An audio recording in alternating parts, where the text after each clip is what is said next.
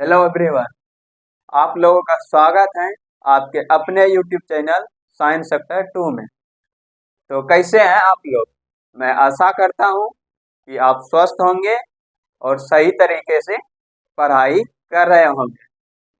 तो जैसा कि आप लोग को पता होगा कि हमारा ये माइंड मैप का सीरीज आज चैप्टर 3 हम शुरू करेंगे और इसमें हम पढ़ेंगे परिवहन के बारे में, यानी सर्कुलेशन।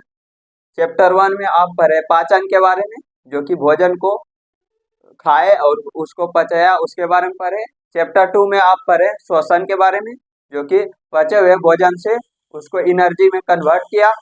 और आज पढ़ेंगे परिवहन के बारे में, जो कि कोई भी अब एनर्जी जो मिला वो पूरे शरीर में जाने के लिए कुछ न कुछ होना चाहिए। तो इसके लिए ब्लड है, तो ये सब के बारे में पढ़ेंगे। तो चलिए शुरू करते हैं आज का क्लास। आज हम चैप्टर 3 पढ़ने वाले हैं, परिवहन, जिसे सर्कुलेशन कहा जाता है। तो देखिए परिवहन क्या होता है।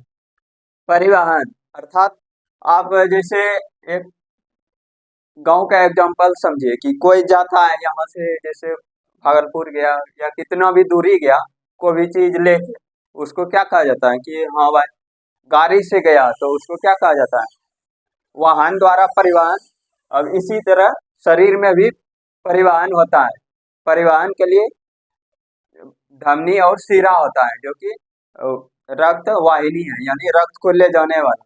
वो सब के बारे में पढ़ेंगे। तो अभी देखिए परिवहन, परिवहन को अगर हमको एक्सप्लेन करना होगा तो कैसे करेंगे? परिवहन यानी देखिए शरीर में जो एनर्जी बना उसको पूरे शरीर में ले जाने के लिए, अर्थात प्रत्येक कोशिका में ले जाने के लिए, और कोशिका में जो अपशिष्ट पदार्थ हैं उसको बाहर करने के लिए इस क्रिया के द्वारा जो एक अभिक्रिया होता है, अर्थात क्रिया होता है, तो इसे परिवहन कहा जाता है। परिवहन यानी नॉर्मल आप समझिए तो कि एनर्जी जो बना पूरे शरीर में हर कोशिका में पहुंचाने के लिए परिवहन का ये चैप्टर दिया हुआ है। तो आगे बढ़ते हैं। अब देखिए परिवहन, एक कोशिकीय पौधों में परिवहन कैसे होता है? एक कोशिकीय यानी एक कोशिका का कोई भी जीव होगा या पौधा होगा, तो उसमें परिवहन कैसे होगा? विसरण क्रिया द्वारा। विसरण क्रिया जानते हैं आप? अब देखिए आगे बहुकोशिकीय पौधों में परिवहन, यानी बहुत बड़ा पेड़ है या वृक्ष है, तो उसमें परिवहन कैसे होगा? जैसे मनुष्य में परिवहन के लिए दो रक्त होता है, सॉरी, जैसे मनुष्य में परिवहन के लिए रक्त वाहिनी होता है दो, धमनी और शिरा। उसी तरह बहुकोशिकीय पौधों में पूरे शरीर में जल और खनिज लवण और क्या कहते हैं, ये खाद्य पदार्थ के स्थानांतरण के लिए जाइलम और फ्लोएम होता है। जाइलम जाइलम और फ्लोएम के बारे में जानते हैं। अब देखिए जाइलम की कोशिकाएं मृत होती हैं, अर्थात मरी हुई होती हैं। फ्लोएम की कोशिकाएं जीवित होती हैं। जाइलम की कोशिकाएं मृत होती हैं और फ्लोएम की कोशिकाएं जीवित होती हैं। ठीक। अब देखिए दूसरा नंबर, जाइलेम जल और खनिज लवण का स्थानांतरण करता है। जाइलम जो है जल और खनिज लवण का स्थानांतरण करता है, जबकि फ्लोएम खाद्य पदार्थों का स्थानांतरण करता है, यानी खाद्य पदार्थ को एक जगह से दूसरे जगह ले जाता है। और जाइलम जल और खनिज लवण को एक जगह से दूसरे जगह ले जाता है। ठीक, ये आप समझ गए। खाद्य पदार्थ के स्थानांतरण के लिए फ्लोएम है, और जबकि जाइलम और सॉरी जल और खनिज लवण के स्थानांतरण के लिए जाइलम है। अब देखिए तीसरा क्या है? जाइलम जाइलम जो है, जाइलम की कोशिकाएं जल और खनिज लवण का स्थानांतरण जो बहाव होता है वो ऊपर की ओर होता है। जड़ से लेता है जल और खनिज लवण और ऊपर की ओर इसका बहाव होता है जाइलम की कोशिका।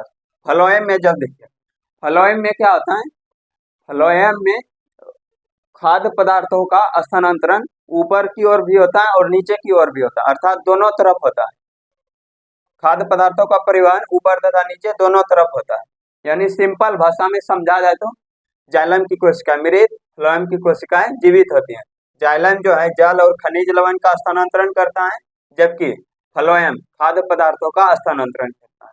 जाइलम में जो है जल और खनिज लवण का जो बहाव होता है वो ऊपर की ओर होता है, जबकि फ्लोएम में जाल और जाल नहीं, खाद्य पदार्थों का स्थानांतरण ऊपर और नीचे दोनों तरफ होता है, यानी पूरे बॉडी में होता है। ठीक, आप जाइलम और फ्लोएम में एक अंतर समझ गए। अब आगे देखिए क्या है, वाष्पोत्सर्जन यानी वाष्प का उत्सर्जन। वाष्पोत्सर्जन, अगर इसका संधि विच्छेद करेंगे तो क्या होगा, वाष्प प्लस उत्सर्जन यानी वाष्प को उत्सर्जित करना, उसे वाष्पोत्सर्जन कहा जाता है। तो इसमें देखिए वाष्पोत्सर्जन को आप कैसे परिभाषित करेंगे, यानी पत्तियों में रंध्र होता है, रंध्र द्वारा वाष्प को बाहर निकालने की क्रिया को वाष्पोत्सर्जन कहा जाता है। सिंपल भाषा में समझा जाता है, अर्थात यानी जल का जो वाष्प बन के उड़ना पत्ती के रंध्र द्वारा, उसे वाष्पोत्सर्जन कहा जाता है।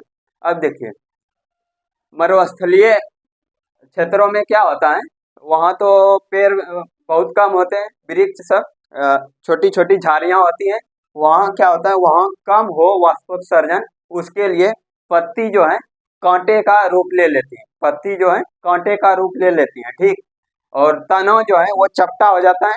अब मान के चलिए पत्ती जो था वो कांटे का रूप ले लिया, लेकिन प्रकाश संश्लेषण की क्रिया कैसे होगा, वो तो हरे मतलब कि हरे पत्ती में होता है प्रकाश संश्लेषण, तो तना जो होता है वो हरा हो जाता है और चपटा हो जाता है, जिससे पानी का मतलब कि वाष्प का कम उसमें वाष्प का कम मतलब कि वाष्प का कम नुकसान हो, इसलिए वहाँ के मरुस्थलीय क्षेत्रों में क्या होता है, पत्ती जो होता है वो कांटे का रूप ले लेती है। अब देखिए पेड़ पौधे जहाँ ज्यादा होगा वहाँ वाष्पोत्सर्जन की क्रिया ज्यादा होगा, अर्थात पेड़ पौधे जो है वो डायरेक्टली मतलब कि क्या कहते हैं, समानुपाती है, पेड़ पौधे समानुपाती है वाष्पोत्सर्जन के, यानी जहाँ ज्यादा पेड़ पौधा होगा वहाँ वाष्पोत्सर्जन की क्रिया ज्यादा होगा। अब देखिए वाष्पोत्सर्जन की क्रिया जहाँ ज्यादा होगा वहाँ बादल ज्यादा बनेंगे, अर्थात वहाँ बारिश ज्यादा होगी। अब देखिए ये तीनों एक दूसरे से कनेक्टेड है, पेड़ पौधे ज्यादा होगा तो वाष्पोत्सर्जन की क्रिया ज्यादा होगा, तो वाष्पोत्सर्जन की क्रिया ज्यादा होगा तो बादल ज्यादा बनेगा तो अर्थात बारिश ज्यादा होगी। तो ये तीनों एक दूसरे से इंटरकनेक्ट हैं। ठीक, अब देखिए यहाँ तक समझ गए, आगे है ब्लड के बारे में। ब्लड के बारे में यानी मनुष्य में क्या होता है, ब्लड होता है जो कि पूरे शरीर में कोई भी चीज का परिवहन करता है, ब्लड होता है, और लिम्फ होता है, लिम्फ लिम्फ जो कि बैक्टीरिया वायरस को मारता है, यानी हमें प्रोटेक्ट करता है, सुरक्षा रखता है हमारे शरीर का। ब्लड ब्लड देखिए दो टाइप का होता है, प्लाज्मा और ब्लड सेल। प्लाज्मा जो है ये तरल रूप में पाया जाता है, लिक्विड रूप में, और ब्लड सेल जो है ये ठोस होता है। ठीक, प्लाज्मा 55% होता है, प्लाज्मा में 90% जल होता है। ठीक, अब देखिए ब्लड सेल तीन टाइप का होता है, आरबीसी, डब्ल्यूबीसी और प्लेटलेट्स। आरबीसी यानी रेड ब्लड सेल, आरबीसी बोले तो रेड ब्लड सेल, लाल रक्त कोशिकाएं। WBC white blood cell, WBC बोले तो व्हाइट ब्लड सेल यानी श्वेत रक्त कोशिकाएं, व्हाइट ब्लड सेल श्वेत रक्त कोशिकाएं। अब देखिए अगला होता है प्लेटलेट्स। प्लेटलेट्स जो है ये रक्त को थक्का बनाने के लिए जरूरी है। ठीक, रक्त को थक्का बनाता है ये। अब देखिए आरबीसी का काम क्या है, आरबीसी को क्या, आरबीसी में पाया जाता है हीमोग्लोबिन, जो कि ऑक्सीजन का वाहक करता है, यानी वाहक है, ऑक्सीजन को ढोने वाला है आरबीसी। ठीक, जिसमें हीमोग्लोबिन पाया जाता है। ठीक, अब देखिए डब्ल्यूबीसी का कार्य क्या है, डब्ल्यूबीसी जो है शरीर को रक्षा करता है, यानी कोई भी बैक्टीरिया वायरस आता है तो उसको मार देता है। अब प्लेटलेट्स इसका काम है कि शरीर में कहीं कट गया तो उस जगह वो रक्त को थक्का बना देगा, अगर रक्त थक्का नहीं बनेगा तो क्या होगा, पूरा फ्लो होते रहेगा, यानी रक्त बहते रहेगा, तो इसलिए जरूरी है कि रक्त का थक्का भी बने, तो इसके लिए है प्लेटलेट्स। अब देखिए आरबीसी यानी रेड ब्लड सेल, लाल रक्त कोशिका, इसका जीवन काल 120 दिन का होता है। और डब्ल्यूबीसी व्हाइट ब्लड सेल, इसका जीवन काल 3 से 4 दिन का होता है। ठीक, अब देखिए ये तो हो गया यहाँ तक, अब यहाँ तक समझ गए होंगे, एक बार फिर से हम रिकॉल करा देता हूँ थोड़ा तेजी में। परिवहन यानी पूरे शरीर में एनर्जी और बहुत सारे पदार्थों का एक जगह से दूसरे जगह जाने की क्रिया यानी परिवहन कहलाता है। यानी पूरे कोशिका में जाना एनर्जी का परिवहन है। अब देखिए, एक कोशिकीय पौधों में परिवहन कैसे होता है? विसरण क्रिया द्वारा। बहुकोशिकीय पौधों में परिवहन कैसे होता है? बहुकोशिकीय पौधों में परिवहन के लिए जाइलम और फ्लोएम की कोशिकाएं पाई जाती हैं। जाइलम की कोशिकाएं मृत होती हैं, जबकि फ्लोएम की कोशिकाएं जीवित होती हैं। अब देखिए, जाइलम में जल और खनिज लवण का स्थानांतरण होता है, जबकि फ्लोएम में खाद्य पदार्थों का स्थानांतरण होता है। अब देखें, जाइलम की कोशिकाओं में बहाव जो होता है उसका जल और खनिज लवण का वो ऊपर की ओर होता है, यानी जड़ से ऊपर की ओर जाता है, जबकि फ्लोएम में जो परिवहन होता है खाद्य पदार्थों का वो ऊपर और नीचे दोनों तरफ होता है। ठीक, यहाँ तक समझ गए। और वाष्पोत्सर्जन यानी वाष्प का उत्सर्जन, वाष्पोत्सर्जन जहाँ पे पेड़ पौधे ज्यादा होगा वहाँ वाष्पोत्सर्जन की क्रिया ज्यादा होगी, अर्थात बादल ज्यादा बनेंगे जिससे बारिश ज्यादा होगी। अब देखिए, रक्त यानी ब्लड दो टाइप का होता है, प्लाज्मा एक ब्लड सेल। प्लाज्मा 55% होता है, इसमें 90% यानी H2O पाया जाता है, जल। 90% H2O होता है। ठीक, ये ब्लड सेल ये ठोस टाइप का होता है। ये 3 टाइप का होता है, आरबीसी, डब्ल्यूबीसी और प्लेटलेट्स। आरबीसी का फुल फॉर्म है रेड ब्लड सेल, जिसे हिंदी में कहा जाता है लाल रक्त कोशिका। डब्ल्यूबीसी जिसका फुल फॉर्म है व्हाइट ब्लड सेल, जिसे हिंदी में श्वेत रक्त कोशिका कहा जाता है। प्लेटलेट्स को हिंदी में प्लेटलेट्स ही कहा जाता है। ये रक्त को थक्का बनाता है। व्हाइट ब्लड सेल ये शरीर को प्रोटेक्शन देने का काम करता है, यानी सुरक्षा। आरबीसी ये ऑक्सीजन का वाहक है। ठीक, यहाँ तक समझ गए।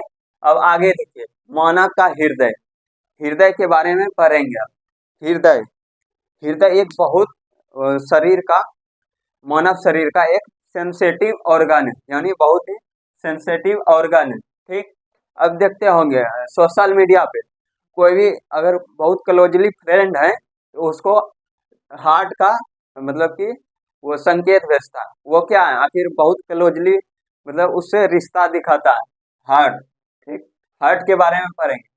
हार्ट के बारे में आपको ऐसा बता देंगे कि यानी इसका पूरा कंसेप्ट आपका एकदम समझ में आ जाएगा। तो हार्ट के बारे में जानते हैं।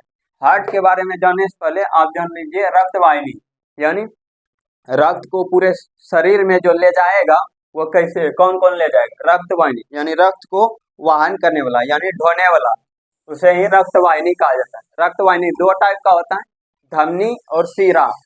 यानी ये दोनों नसें होता है, नस जानते होंगे, धमनी और सीरा। धमनी की दीवारें मोटी होती हैं और सीरा की दीवारें पतली होती हैं। धमनी में जो है शुद्ध रक्त का बहाव होता है, जबकि सीरा में अशुद्ध रक्त का बहाव होता है। ठीक, धमनी और सीरा के बारे में जान गए। अब देखिए, हृदय के बारे में जानते हैं। ये क्या है? हृदय।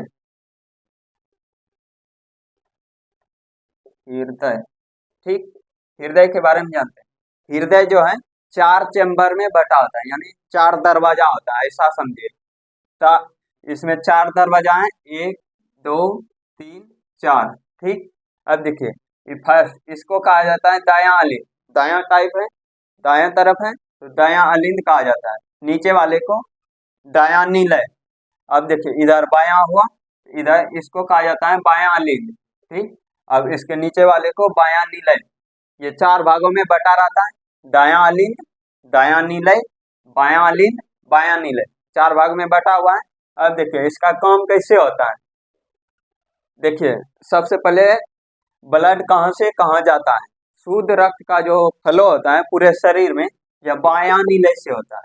ये इसकी दीवारें मोटी होती हैं, काहे कि यहाँ पे पूरे शरीर में रक्त को जाना होता है, इसमें प्रेशर ज्यादा होता है, इसलिए इसकी मोटी दीवारें होती हैं। ठीक, अब देखिए बायां नीलय से कैसे जाता है।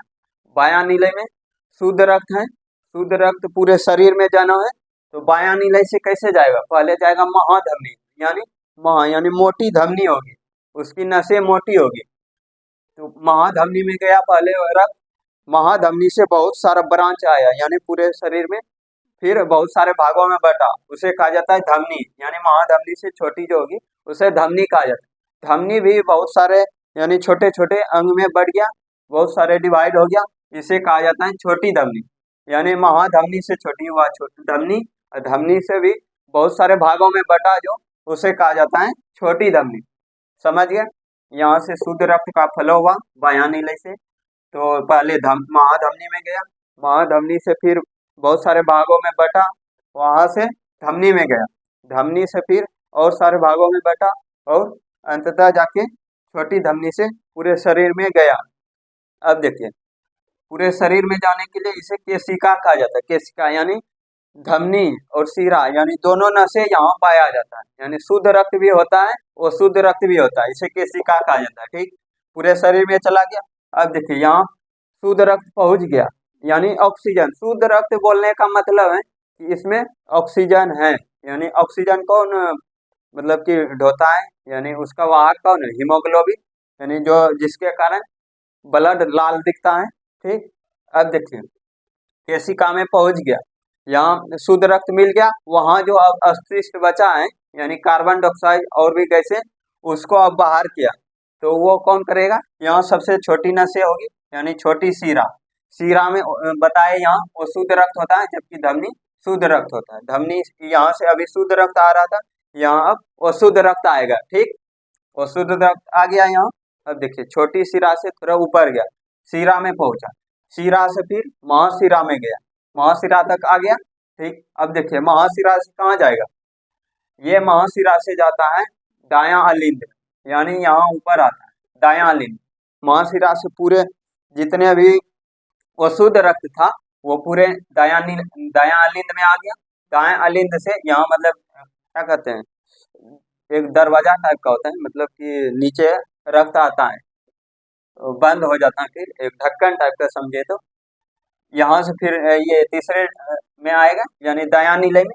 दायां नीले में अशुद्ध रक्त आ गया, दायां यहाँ से फिर क्या हो जाता है, और नस के माध्यम से यानी पाइप के तरह रहता है, वो वहां से फिर फेफड़ा में चला जाता है। फेफड़ा में यानी ऑक्सीजन आया रहता है, तो रक्त में ऑक्सीजन को मिलाया जाता है, और जो CO2 बचता है उसको सांस के द्वारा बाहर छोड़ दिया जाता है। ठीक, यहाँ तक समझ गए? यानी यहाँ से अशुद्ध रक्त को लिया माँ छोटी शिरा के द्वारा, छोटी शिरा शिरा को लिया, शिरा को दिया, शिरा फिर शिरा पहुंचाया महाशिरा में, महाशिरा से होते हुए दायां अलिंद में गया। अब देखिए, दायां अलिंद से दायां नीलय में आया, दायां नीलय अंततः फेफड़ा में जाके पहुंचाया, जहाँ पे ऑक्सीजन मिल गया और अपशिष्ट जो CO2 बचा था गैसे, उसे बाहर सांस के द्वारा कर दिया। ठीक, अब देखिए, फेफड़ा में क्या होगा? ऑक्सीजन मिल जाएगा रक्त में। अब देखिए, फेफड़ा से फिर जाना शुरू होगा, फेफड़ा से जाता है बायां अलिंद में, यानी 2 नंबर में बायां अलिंद में चला गया रक्त, बायां अलिंद से फिर जाएगा बायां नीलय में, और इसी तरह फ्लो होते रहता है। अब देखिए, आप जानते होंगे कि मनुष्य का हृदय 1 मिनट में 72 बार धड़कता है, यानी नॉर्मल यानी सामान्य इसे कहा जाता है। 1 मिनट में 72 बार यानी 60 सेकेंड में 72 बार धड़कता है। तो आप सोचते होंगे कि हमारे शरीर में कहा जाता है कि 5 से 5.5 लीटर ब्लड होता है। तो आप लोग जानते होंगे कि मानव का हृदय 1 मिनट में 72 बार धड़कता है। तो देखिए, आप सोचते होंगे कि एक इतना मुट्ठी समान होता है हृदय, जो कि बायां तरफ होता है, जिसे कहा जाता है दिल बायां तरफ है, तो उसी टाइप से होता है। तो ये मुट्ठी टाइप के इस छोटे से हृदय में आखिर 5 लीटर कैसे ब्लड आ जाता है, ये आप सोचे होंगे कभी। तो देखिए, ऐसा होता है कि 1 मिनट में मनुष्य का हृदय 72 बार धड़कता है, तो एक बार जो धड़कता है उसमें लगभग 70 ml ब्लड को फ्लो कर दिया जाता है। तो इस टाइप से आप देखिएगा कि 72 बार धड़कता है और 70 ml एक बार में फ्लो कर देता है। तो इस टाइप से लगभग 5 लीटर ब्लड इसी टाइप से फ्लो करता है। तो आप यहाँ तक समझ गए होंगे। अब देखिए, आगे क्या है? रक्तचाप यानी ब्लड प्रेशर। ब्लड प्रेशर, सामान्य मनुष्य का रक्तचाप 120/80 mm होता है, 120 120 क्या हुआ, जैसे यहाँ से देखिए बायां नीले से शुद्ध रक्त पूरे शरीर में गया, उसका जो प्रेशर होता है वही 120 होता है, और पूरे शरीर से जो ब्लड आता है वो शुद्ध रक्त वो 80 के प्रेशर से आता है, इसलिए इसे 120/80 यानी रक्तचाप माना जाता है। तो रक्तचाप आप याद रखिएगा सामान्य मनुष्य का 120/80 mm। अब देखिए आगे है रक्तचाप को मापने वाला यंत्र, यानी रक्तचाप ब्लड प्रेशर को कौन मापता है, इसके लिए एक यंत्र होता है जिसे स्फिग्मोमैनोमीटर कहा जाता है। स्फिग्मोमैनोमीटर, ये आप याद रखिएगा, ये सब ऑब्जेक्टिव में पूछता है। रक्तचाप को मापने वाला यंत्र स्फिग्मोमैनोमीटर। अब देखिए आगे है हृदय की धड़कन को सुनने के लिए कौन सा यंत्र का यूज किया जाता है।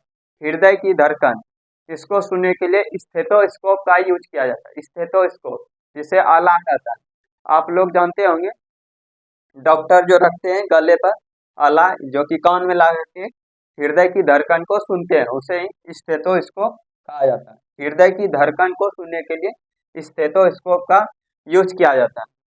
ठीक, अब यहाँ समझ गए। अब देखिए ब्लड प्रेशर बढ़ने की घटना को हाइपरटेंशन कहा जाता है। हाइपरटेंशन, ब्लड प्रेशर यानी बढ़ जाएगा तो उसे हाइपरटेंशन कहा जाता है।